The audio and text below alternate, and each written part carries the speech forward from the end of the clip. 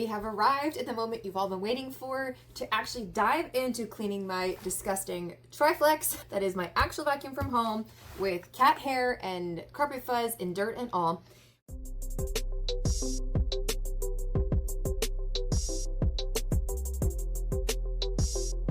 This particular video is going to be way more above and beyond than the other tutorials you may have already seen on our channel. We're going to take this apart, going to show you all the little nooks and crannies that have to be addressed on this particular model. Obviously, if you have a Miele Triflex, that's awesome. You can follow along very literally and apply these techniques at home to keeping your Triflex clean and working as beautifully for as long as possible. It is super important if you fall behind in the maintenance, these will clog up, they will not perform well, you lose battery runtime, they'll start to stink. It's just not a good time. These tips should also apply to other brands of stick vacuum and even just bagless vacuums in general. Some of the tips, especially when we come down to talking about the electric power nozzle section, that's going to apply to more vacuums still. So other uprights and also the power nozzles of canister type vacuums, whether they're bagged or bagless. And lastly, if you too are a vacuum cleaner store and vacuum service provider, I hope that some of these tips that I show you and that we employ here at our shop can carry over to your shop and then ultimately have a better result for your customer and really improve that relationship that you formed. No matter what vacuum we have, stick with me. We're going to go through step by step, nice and methodically. And if nothing else, this is super gratifying. So I hope you enjoy it, even just for that. Let's get to it. I would not do this in your kitchen by where you prepare food. This all you see here is my setup here at Queen Vacuum. So hopefully you can recreate something like this. And don't forget to get your rags, your little screwdrivers, your little pokey and brushy tools, a little bit of cleaner, and hopefully good lighting, a nice surface. If you have just a bare surface that you can like wash and wipe down, that's even better. So without further ado, let's tackle my terrible, disgusting, dirty Triflex. So in this case, what all I want to do is take her off the base. So we already have the main body off. Really, I just like to start by breaking everything down, taking all the sections apart. So you saw how the power nozzle comes off. You do not have to do this, but I just, because you can, I take the battery off. This will remind me to later on to test the voltage because I don't want to forget to do that. I'm going to take off the wand. I don't need to separate the handle here. All right, so this is where we're going to spend probably the majority of our time is on the main body, the actual dirt bin of the Triflex. Now, you can see I have been a very bad girl. The max fill line is right here. Well, the cat hair and my hair is just piled up on here. Inside of this bin is where the filter lives. There's actually a pre-screen. And so this vacuum is not breathing very well. And the filter is inside here. So that is one very important thing to keep in mind, guys, at home is on these bagless machines, you need to watch the fill line because the machines cannot breathe at all once the debris has gone up higher than that. So I want to just basically just empty this out. You'd be normally doing this in a garbage can on the Triflex. If you hold it like this, you can see that there is a little arrow. We're going to turn from, like if this were a clock face, we're going to turn to about 10 o'clock and the bin comes right off. There is a little bit of fine dust and debris that does accumulate here. We'll come back to that later. That's easy to kind of vacuum and wipe out. The main thing is this part. Once we turn this one more time, the dirt bin is going to fly open. Let's just pretend like we're at home. We're going to empty this out in the garbage can. Look at the side of the bin. See this big meaty chunky part? And look at the grippies. That's where you want to hold it as you are traveling to your garbage can. Because you can take your free hand, continue turning, and that's what engages the little flap to unlock. If you had been holding this another weird way, you could have gotten dirt all over yourself. So utilize these comfy hand grips both up here and down here. But now that our bin is open, clearly not everything came out. And that's one of the things that can happen when you have failed to honor the maximum fill line and stuff has climbed all the way up here. So how do you get this stuff out? Well, that won't come out from like any amount of whacking it. you can employ a couple different techniques. One of them is to get a pokey thing, a chapstick. This is like a straw pipe cleaner thing. I was talking about one of these tools that I have. This has a little handy hooky thing at the end. So when you're over the garbage can, you can feel free to go rummaging here and try to pull that debris down and out. And in case you hadn't noticed, this could start making a mess.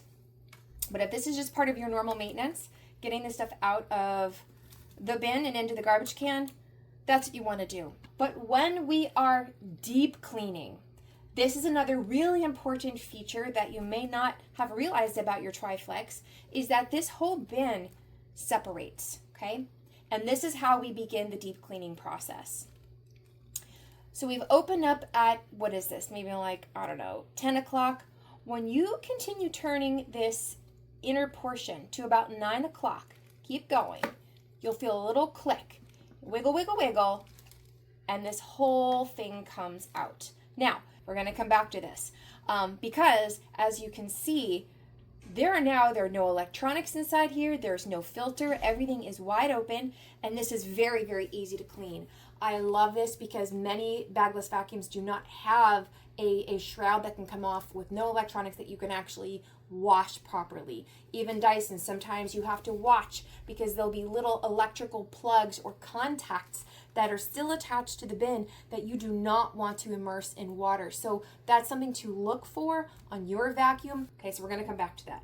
But now this is the filter section. You can see how the filter's sitting inside here. This is like a pre-screen, and of course there is delightful stuff on top of it. But on this HX1, this filter just pops out. She's going to pull it straight up and out. And be careful because yes, the dirt is alive in there. From day to day, you just be tapping this out in the garbage can.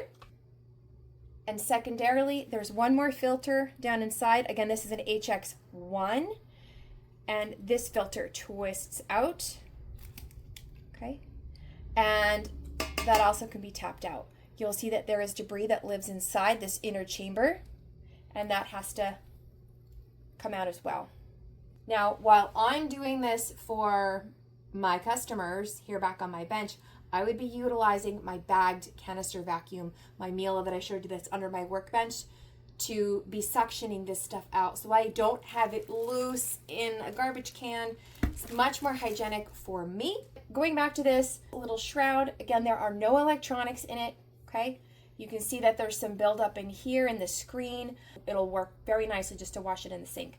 Okay, so now the only part that's really safely washable, aside from the inner cyclone, is the outer bin. And so we're going to take a little field trip to the slop sink, and I'm going to take my old toothbrush and one of these pipe cleaner things.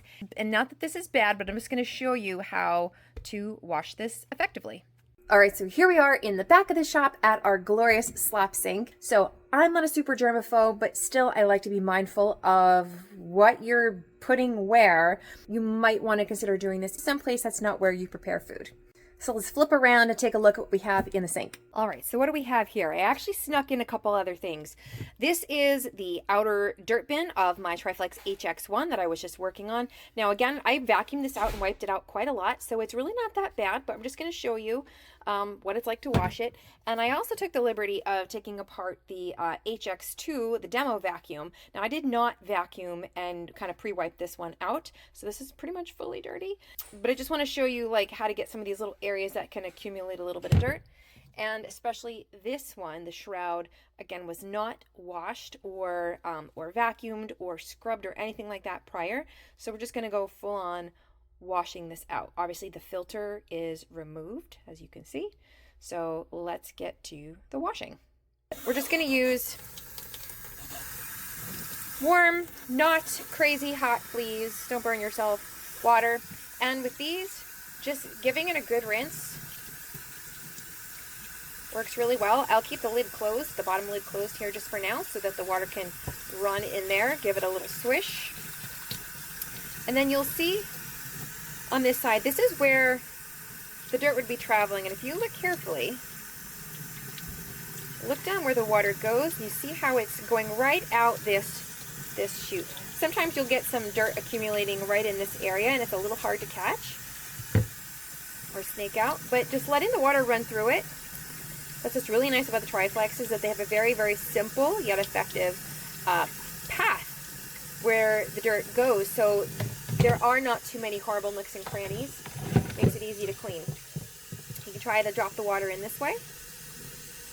But you'll see, this is why I brought my little pipe cleaner guy, because if I was having a hard time getting into this area, you can put a bend in your pipe cleaner,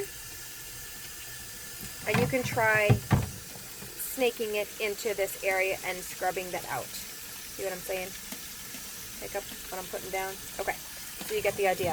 And the same thing, if you wanted to straighten it back out, you can rummage through there, or take your trusty toothbrush and scrub away. You can add a little bit of your favorite cleaner. Let's just do that. Why not? Because it's fun and it smells good. You don't gotta go nuts, but just enough to kind of loosen the dust, loosen the dirt.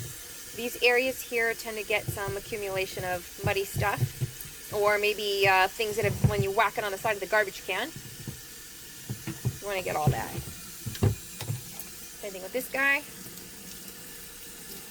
You can see some of the dirt coming out of that. This little rubber part tends to work better when you wet it, whether with a rag or like this. Again, let that stuff just swish around.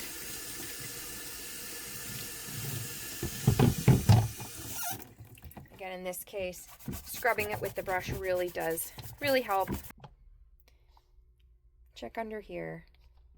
Give that one good rinse, and then we will meet back up out there at the service bench. Now, if you have the luxury of a place to dry things outside, it really can't hurt to take these guys after you've kind of just, dried them off with a towel. Give them a little shake outside. Some of these little crevices, like in here, and especially in here, can accumulate some water. So I don't want that pooling. So this would be a great time to take it outside, give that a little shake, let some of that come out. Go back with your towel and dry that as best you can, and then leave them out to dry in the sun. Again, give it a little shake and leave them out in the sun to dry if you can. Otherwise, back to the workbench we go. So now that we're back at the workbench, let's use our little task light here and inspect our work. This is why I keep just an old dish rag, just an old towel, something to keep my bench from getting wet. And we can kind of just pat dry our beautifully clean elements of the vacuum cleaner. Okay.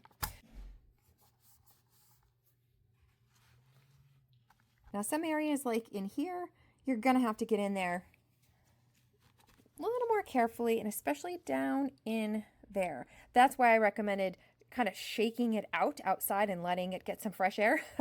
Helps that evaporate a little bit better. Or you could even carefully take your hair dryer if you did feel there was a lot of water left in there and it's not coming out otherwise. Feel free to take your hair dryer or a fan on a cool temperature and just blow in there just to help that evaporate out more quickly. But otherwise, again, there's no electronics or anything like that in here. We just want to make sure that it dries as quickly as possible. One, so we can just be finished, but two, because you don't want lingering water to make mud or to encourage mold growth. So it is important to make sure that everything is very, very dry. Before embarking on this adventure, definitely set aside time to allow for that, okay? At least a day, just to be safe, because it does depend on atmospheric conditions and all that kind of stuff. Sometimes it's just yucky and humid, even though it's hot. And sometimes it's just cold and things don't dry well. So you want to make sure, again, all these little areas in here are nicely dried. And then also in here and in this tube. Again, putting your little fan or hair dryer or fan can really help accelerate that drying process. All right, so just inspecting our work, I think we did a really good job. All the gook is out of the dirt bin here on both sides. This outer shroud looks nice and clean. This little tunnel is nice and clean. And we just gotta wait for this to dry a little bit more. You can see there's a little bit of condensation still in there. One place you do want to just be careful of is some water can sneak into this little tiny groove and that's where you'll see some water on the back side, and that's where I recommend, using your fan or using the sun to kind of dry this out even more. But honestly, guys, this was kind of above and beyond, and there are some vacuums where we really do have to do this because they're so gross with yucky, dirty, smelly dogginess. But in reality, more often than not, we don't even have to go this far as to wash it. You can, like I mentioned before, with your damp rag, just wiping, using your tools to get in there, get in all these awkward spots. You can really do just about everything you need to do without even a sink. Let's face it, anything is better than nothing. Point is, this is what we would do for you, but you don't gotta go this crazy at home if you really don't have the facility and the stuff to do it. So now that we've pretty much washed everything that can be washed, we're gonna start reversing the process. In the case of the HX1, we need to put this little guy back down inside the filter area. So that's just twists in, okay? Make sure that's nice and tight. The filter has been dry cleaned. That just presses down inside. Give it a twist until it just wants to drop down.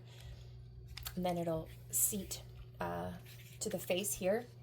And then we're going to put this whole gizmo back inside the cyclone. So once again, we like looking at this like a clock face. 12 o'clock is here.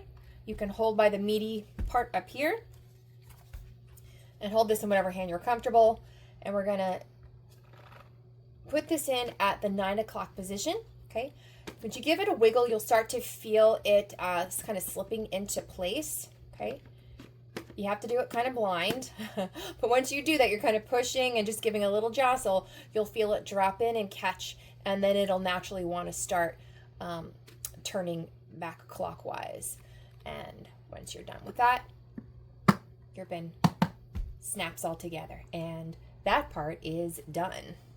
A quick thing to address before we put the whole cyclone dirt bin back on the vacuum is to we want to give this part here a wipe. Now I did pre-vacuum that a little bit, but it's a little hard to get in there. So just take your damp rag, wipe out there as best as you can. Once again, you might need a little tool to kind of mush some of that dirt around because there's like little ridges and stuff in here. So using a tool intermittently really helps kind of loosen it into a place where the rag can actually get at it. You don't got to go bananas, guys, but you just want to make sure that it is decent. Dry that out. And in case you don't know, the trick for lining this up nicely, see the little groove here, that little channel? There's a matching groove up here on the handle. And all that helps you do is just kind of line up the body. And then once you get it in place, it just snaps down. You'll get a good satisfying click. And that part is done. Now we're getting to what might arguably be the more exciting part. And this is called the electric power nozzle, and this is what also may apply to other vacuums that you might have, whether it be a bagged canister vacuum, a regular upright, what have you. But this is a part that has a little motor and a spinning brush roller, and boy oh boy can it accumulate a lot of junk, and there are some very specific techniques that you want to employ to get that all cleaned out. But this is also a great example of, just because, it's down on the ground, it's at the source of the dirt, there's some features here like the corrugated tubing, things that a lot of other vacuums have that, like, how do you clean all that? How do you get the dirt out of all the ridges and stuff? Because you can't like take apart and wash this whole thing. That's just not going to happen. So we are going to dig into this a little bit more. And this is also where we're going to start employing some of our fun tools, our little brushes, our tweezers, our scissor, in some cases, our knife. We're going to talk about how you're going to use those in the power nozzle with the brush roller and all that stuff. And again, this is going to apply to a lot of other vacuums, so please pay really close attention to this section. Okay, so we are zooming in here on the electric power nozzle of the Miele Triflex, and we're going to take this off by just pressing this little button and pulling off away the vacuum that is already quite nice and clean. So quick anatomy, this neck will recline. When you flip it over, you can take a look and see the debris. Let's take our little guy here. And you can see all the debris accumulation inside of here. This is just, oh, this is my hair. This is strings from I don't know, random from my sewing, just from clothes, from carpet. This is normal accumulation, and Miele makes this really, really easy to remove. Now, you may have another vacuum at home that has a spinning brush roller, and the easiest way to get this stuff out is to actually cut it. So whether you want to take a scissor, kind of get in there, lift it up. Now watch cutting your bristles. You can cut it like that, and now this debris will come out a million times more easily. Okay, that's really, really important to do, because when these bristles are completely obstructed and full of hair, they're not brushing the carpet anymore. That's what's doing the work to clean the rug. Okay, so away that goes. Now I would normally have my service vacuum going, and so I could just suck that away, but we'll stick it there for now. What I actually like to do is to utilize, there's little grooves that Miele puts on these brushes in order to make this much easier. If you take a knife or again or scissor and you drop the knife point into this little groove, it allows you to cut those strings much more easily. If you do it on the front side, again on the back side, there's a second groove. Get the whole thing, okay? If you do nothing else, when you run this on the rug the next time, just the action of the brush spinning and catching on the rug, a lot of this stuff will clear itself. But for our sake here, we're just gonna pull this out, okay? But once it is cut, it just comes out much, much, much more easily, okay? If this hurts your fingers, or if you feel like it can't get your fingers in there, this is where I would utilize my awesome, this is like a wider, grippier, blunt tweezer. If you're having a hard time reaching or getting your fingers in there, you can coax things up off of bristles. If it's kind of like entangled or embedded in the bristles, sometimes you'll get like fuzz balls.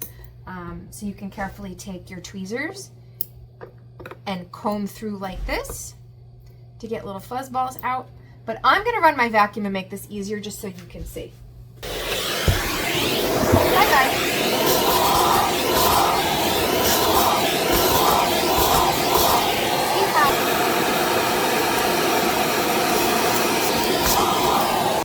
What I want you to see here is when you get sometimes debris and fuzz, carpet fiber, stuff that's getting embedded in the bristles, you obviously don't want to be yanking on the bristles and ripping them out. That's not great.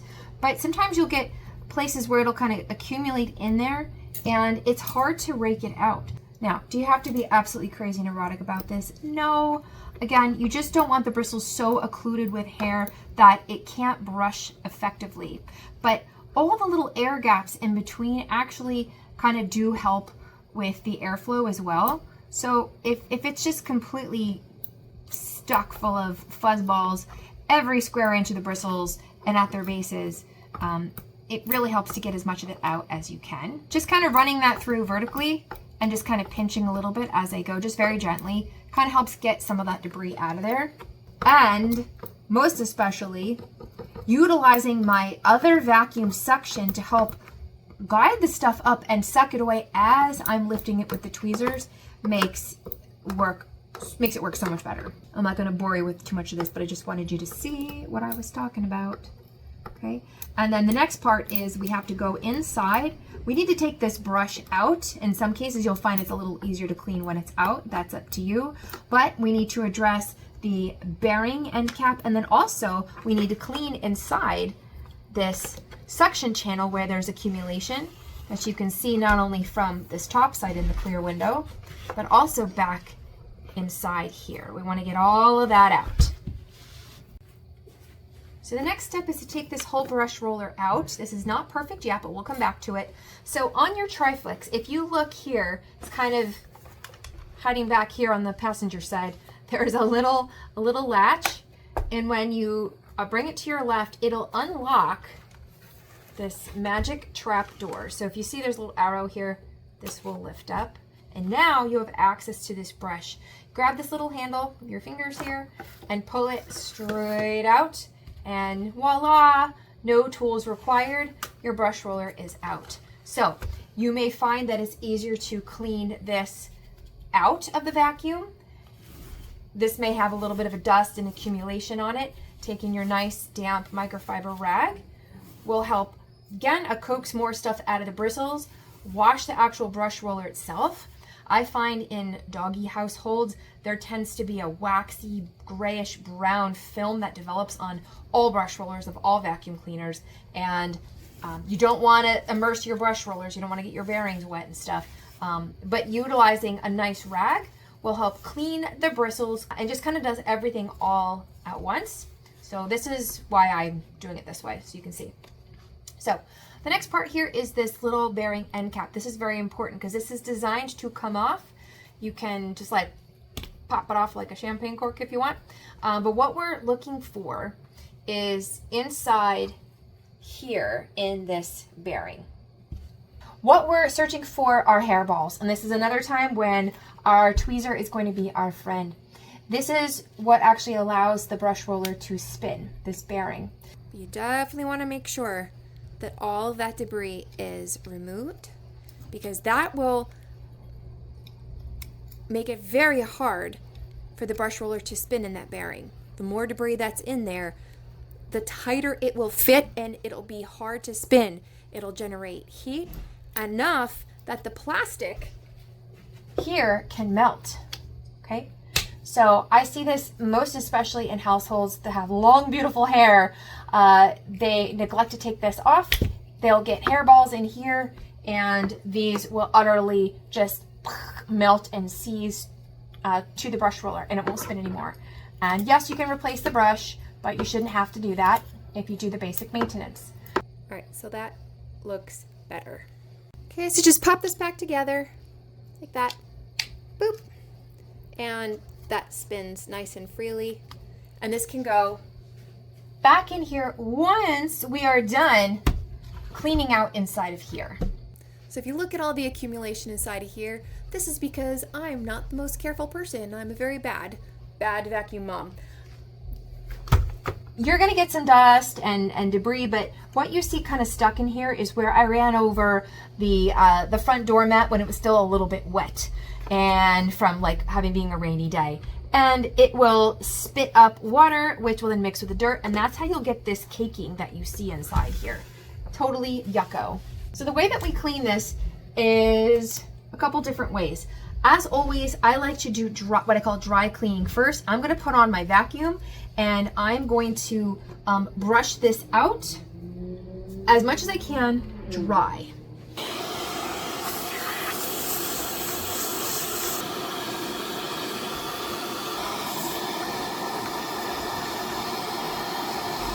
So hopefully you can see this well enough. Going in there with the toothbrush, and this is a case where I'm using the angled toothbrush, where basically we just kind of heated this up and went, so this is the example of this being at this angle makes it way easier to reach at this awkward trajectory to get in here and scrub this stuff away. Again, having the vacuum cleaner running while I'm doing this just helps with the stuff that's getting kicked up from going into my face. The reason I don't want to add a lot of water in here is because there is an mechanical and electrical component right here. This is the drive pin that's actually making the brush roller spin. That's the source of the spinning. And there's a little transmission in your motors in here. So we just want to be very, very careful about adding water, but you will see that I will need to do it momentarily. So you want to spin it around. You want to check on this side as well. Okay, so I'm turning on my vacuum, and I'm gonna utilize the crevice tool for this, because this really allows me to get in here tight and amplify the suction in these tight places. My tweezers, these guys.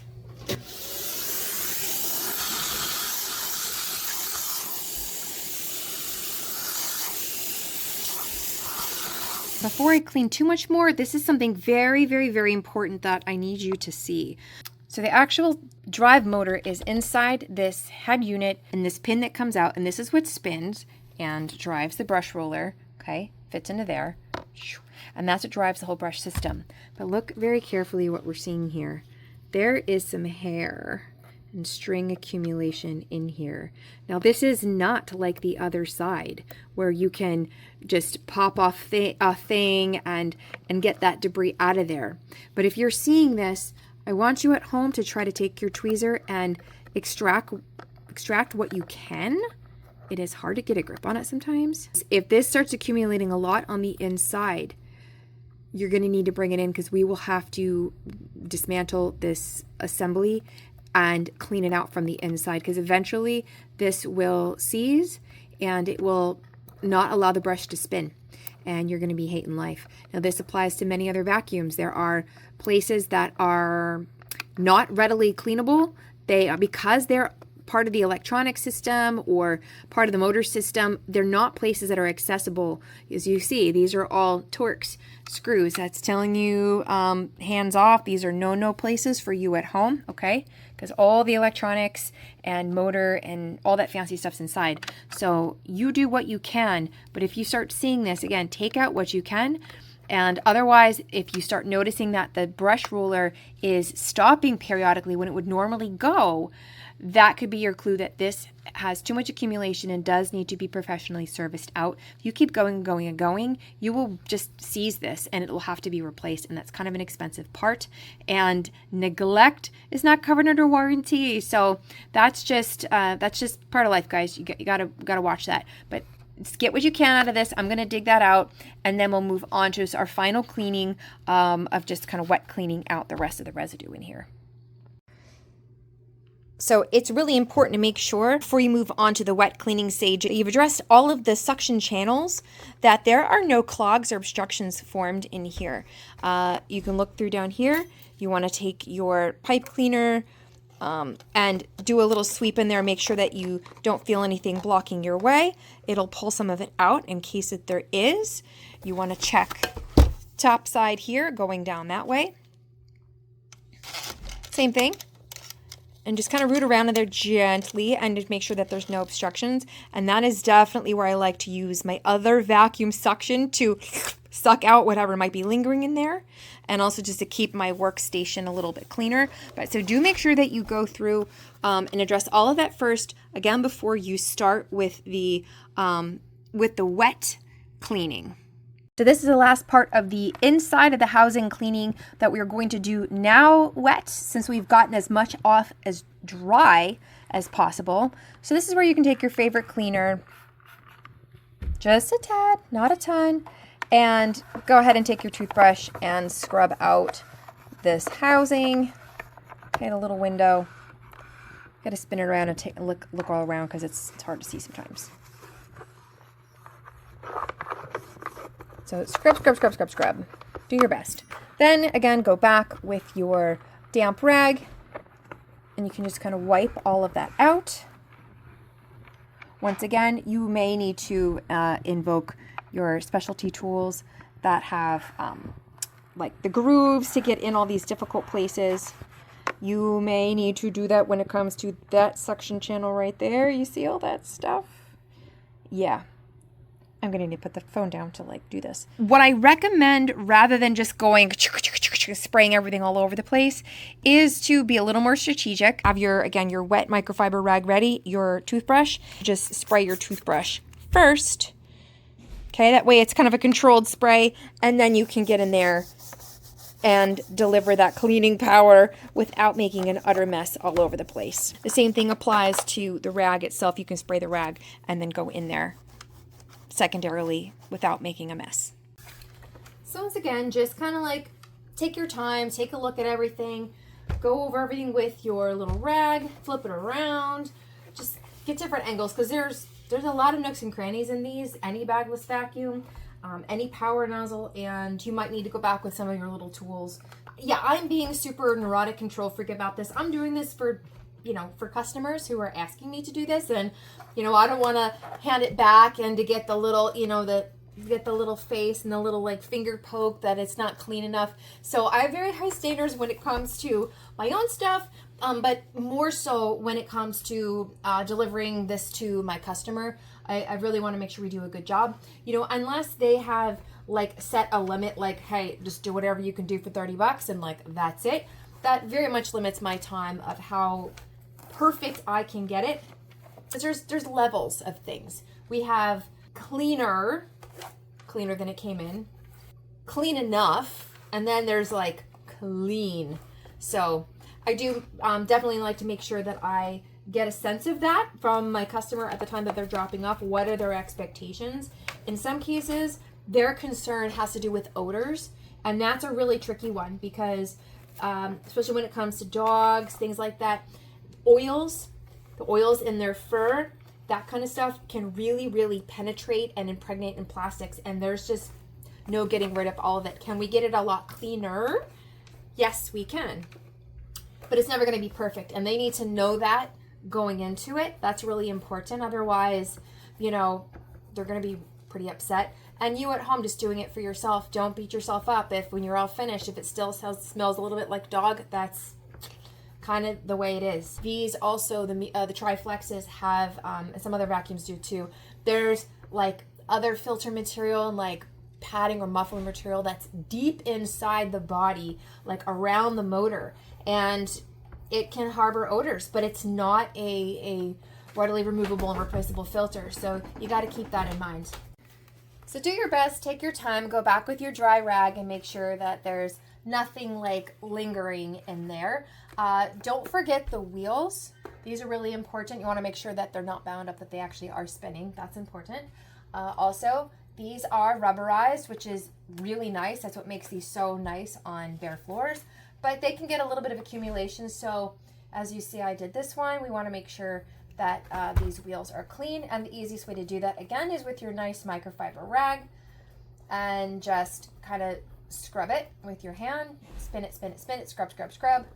And then just dry it. Make sure that that's okay. You also don't want to forget these little front wheels. A lot of vacuums utilize these little tiny guys. They're on like a little axle, and you want to make sure that these do spin. If they've got a lot of hair and stuff accumulated on there, they will get really bound up, and that's a place where, this is not the great example because mine's pretty fine, but that's where you can go in there with your little knife and try to like cut away the hair, pull it out with your tweezers, and get this spinning again. In some cases, these wheels can be popped out. Gotta be very careful, but they can be kind of pried out with a flathead screwdriver, and you can clean the axle off that way. But you just want to be really, really careful because these casings can be very fragile, and you don't want to crack that casing because the wheel will never go back in there. These 4 wheels are important for the balance and the clearance on the floor.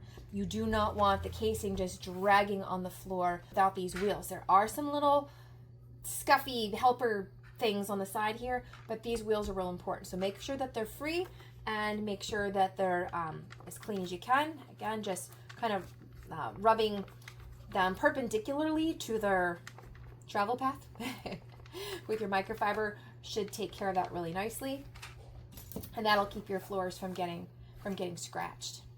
So I am feeling quite satisfied with the cleanliness of the inside of this, and the brush roller itself looks so much better than it did. So we're just going to reverse the process and reinstall this brush. So just remember that you have this unlocked. This door needs to swing up and open. Then you can be inspecting as you go through. Make sure that that's clean, and you'll see that this is kind of like a D-shaped opening. Your little brush here, the bearing is sliding into that, and it only goes one way. It's like a puzzle piece, it matches. So your brush will go in, and this will ultimately match right there, but you just want to guide this little guy over to that shaft that we cleaned before. Okay, press it down, very, very easy, and it's in place. So again, it only goes one way. Just make sure that it's pressed in, and then this door can close down, and then just lock it up, and now that brush roller is good to go. So nice and clean. Everything looks really good. And then the last part that we're going to tackle are the little detaily things, like the little fuzzies that are in here, and in some cases scuffs and paint. So we also want to make sure that the top of the casing is as clean as we can get it. Keep in mind, this is the part that gets the most abuse, as it's like banging around the house and around the corners and under the coffee table. So you're likely to see some scratching and gouging. It's just kind of comes with the territory. So I do like to give it a wipe down with the rag again. And again, being neurotic me, these little casing crevices, you can go in there with your brush, work that out, utilizing the deeper pile side of your microfiber to get in there. If you still can't seem to get in there well enough, this is where you can utilize your other little brushes and the pokey side. Wrap your rag like that, and you can get that into these crevices and sweep them out in one shot. So I really like doing that. That really applies when you get to areas like here in the wheels, like where I can't get my finger in there. Again, where you can take the rag, wrap your tool with it, and now you can get in those areas that are like behind the wheels, okay? In all those nooks and crannies, that nook and cranny. You're gonna do a lot of flipping around and checking from different angles. Hopefully you have a decent light. Because once everything's clean, you will then all of a sudden notice things that don't look so clean. And I don't like catching that at the last minute when I'm handing this back to a customer, seeing a spot that I missed. That's like very embarrassing. I don't want to do that. So down in here is a little bit tougher because again, that is corrugated. So you can take your toothbrush and if there's a lot of dirt in there, if you have this already kind of moistened, that will get a lot of that out. You can kind of clean it in between. Another tip is to do the dry cleaning like I always recommend doing first. Taking your vacuum cleaner, using your brush dry, and sectioning like so.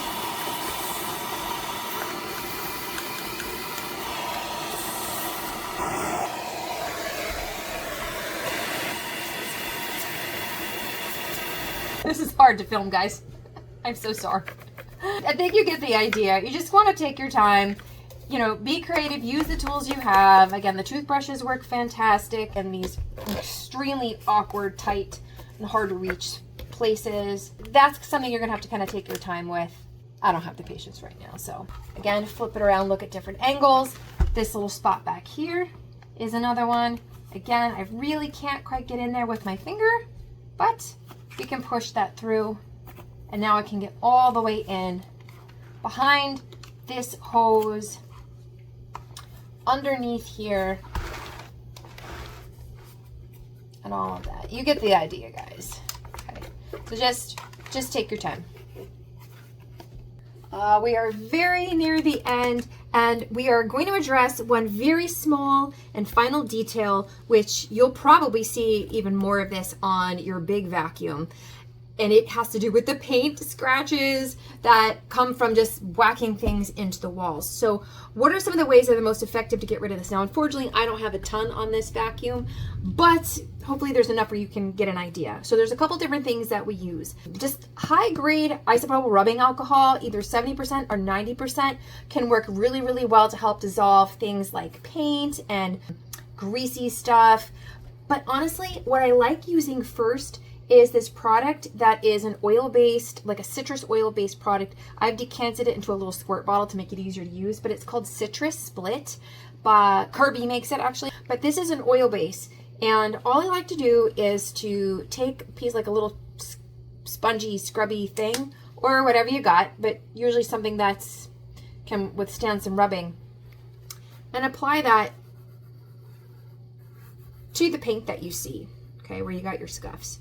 Now, I'm going to warn you, sometimes depending on what kind of paint it is and how much is on there and how much it has become one with the body of the vacuum, like the plastic, sometimes it's not going to come off. But 9 times out of 10, you're going to get quite a lot of it off. And once you do, it is so gratifying. Customers really appreciate it.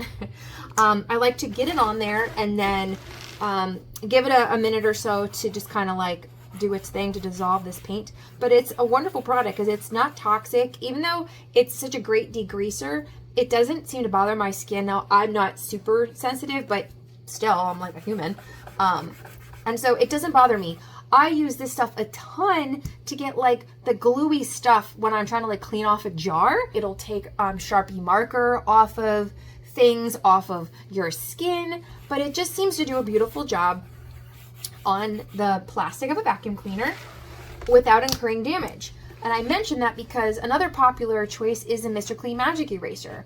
I mentioned at another time that I like to kind of cut these down because they're so big and they tend to flatten out and disintegrate really fast. Now these need to be wetted in order to work, but what you got to remember, guys, is that this is basically a very fine wet sanding block. So on some types of areas, it can work just fine, but on a shiny part of the vacuum, you go to town with the magic eraser and it is going to dull that. It will get rid of the paint. Oh, sure it will, but it's gonna look terrible. It's gonna look really, really dull. So yes, can you use a magic eraser? You can, but you gotta be really, really careful about how and where you use it. Again, using the citrus split usually gets most of everything. And then sometimes we can combine that with a little bit of that rubbing alcohol, and that might just literally solve, as in dissolve, the rest of it, and also clean off the oily residue really nicely. So I think that did pretty well. I think that looks better. And again, same thing on this side. I missed a couple spots. But this also just helps plastics look nice too. It just kind of conditions it a little bit. Just get rid of that residue, and now that looks really, really good.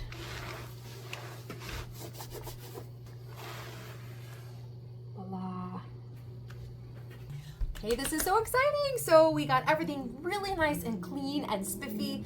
All the parts are dried. I am very happy with the results. So let's now reverse the process and put her back together. And then we're gonna do a little test. So let's start by first, let's put the battery back on. I had just taken this off just to make it a little bit lighter to move around. Let's put this back on here. Down she goes, click. I almost forgot, there's a couple little places you want to double check too. Depending on how you have your Triflex oriented, your wand is either going to be on the end of the nose, or in this case here when it's in comfort mode. So just make sure that you have also addressed the little points like this. There are some little places where some dust can sneak out. We just want to make sure that that is nice and clean. Okay, and then also, now this part, this is kind of a dead end. There's no suction going through here. That's just kind of resting the tube. But you want to make sure that that little port is cleaned out. But when people are using this in the other orientation, in the long extended mode, dirt is going to be traveling through this wand. So you got to make sure that that comes off, and that you do check the length of this tube to make sure that there's nothing obstructed in it if people are using it in reach mode. So just make sure that that's okay.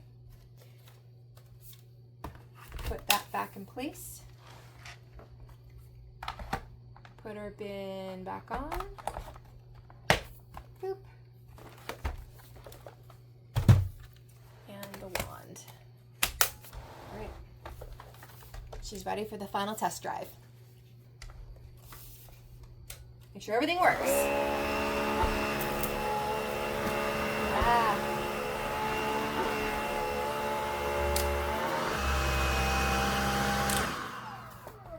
Sweet! So exciting! So there we have it. Our Miele Triflex is all now nice and clean and detailed.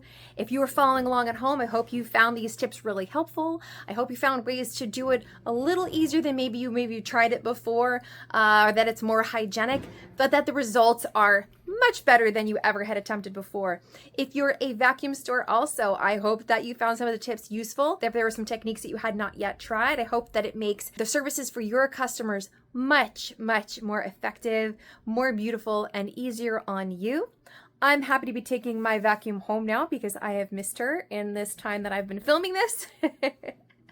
So thank you so much for following along, guys. I really appreciate your time staying with me. I hope these tips have been really helpful. And if you did find them helpful, please let us know what else you'd like us to cover in the future. Do not forget to like, share, and subscribe. Those three are crucial, and the subscription portion really helps keep us going and keeps the YouTube overlords happy. Ring the little bell to be notified when we have new content coming out. Take care, guys. We love you all so much. Thanks again, and we will see you next time.